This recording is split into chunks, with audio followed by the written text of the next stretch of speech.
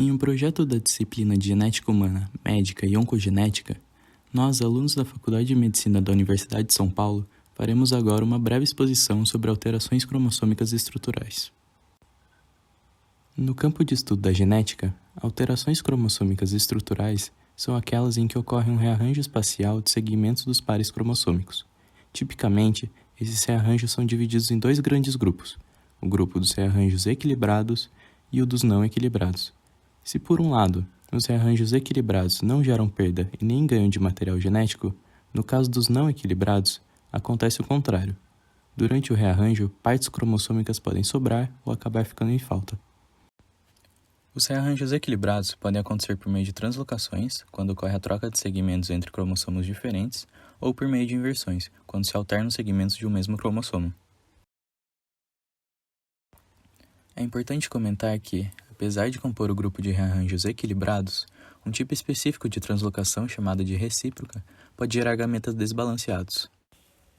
Isso ocorre em indivíduos que já são portadores de translocações. Observe no exemplo dado que, apesar desse indivíduo ser portador de uma translocação, ele possui todo o material genético necessário, ou seja, possui todo o material em azul, ainda que em cromossomos diferentes, assim como o material em rosa. Entretanto, quando ocorre a gametogênese nesse indivíduo, pode acontecer de gerar gametas desbalanceados, ou seja, como no exemplo dado, pode acontecer de um gameta receber mais partes de um cromossomo e menos de outro.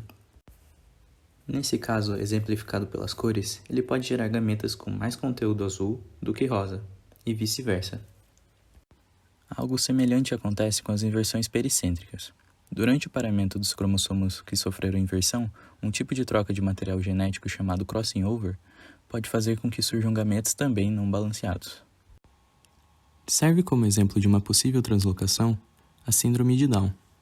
Essa condição relativamente comum na população é causada pela presença de um cromossomo 21 extra no indivíduo. O curioso é que, em alguns casos, ao invés desse cromossomo extra vir individualizado como uma unidade em si, ele pode estar ligado a outros cromossomos, nesse caso, dando a pista de que ele foi originado por uma translocação. Já sobre os rearranjos não equilibrados, a modalidade de alteração típica desse grupo são as deleções. Grande parte das síndromes de origem genética clinicamente significativas são oriundas de deleções.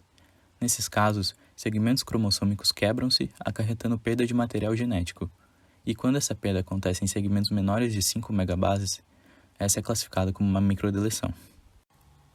Hipotonia neonatal, obesidade, polifagia, mãos e pés pequenos, baixa estatura, hipogonadismo e atraso no desenvolvimento neuropsicomotor são essas algumas características de uma síndrome classicamente relacionada a uma microdeleção, mais especificamente uma microdeleção no cromossomo 15, originando assim a síndrome de Prader-Willi. Entre os rearranjos não equilibrados, onde há material genético adicional ou ausente, pode-se destacar também a duplicação. Essa alteração caracteriza-se pela duplicação de uma porção do DNA. Em geral, a duplicação tende a ser menos prejudicial do que a deleção. Porém, quando resulta em um gameta desequilibrado, frequentemente acarreta em alguma anomalia fenotípica. Há exemplo da síndrome da duplicação do cromossomo 11, o que causa problemas no desenvolvimento infantil, afetando tanto a parte motora como a cognitiva. Enfim, o estudo de alterações cromossômicas estruturais vai muito além de seu mero entendimento teórico. Talvez o exemplo prático mais notável diz respeito ao cromossomo Filadélfia. Nessa anomalia, a translocação entre os cromossomos 9 e 22 promove a união de dois genes, o ABL1 e o BCR, que originam uma proteína híbrida, responsável pelo desenvolvimento de um tipo de câncer que afeta células sanguíneas, conhecido como leucemia mieloide crônica.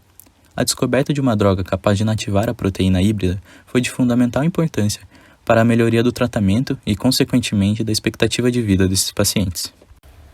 Agradeço pela atenção, espero que esta apresentação tenha sido útil para a compreensão de todos. Obrigado.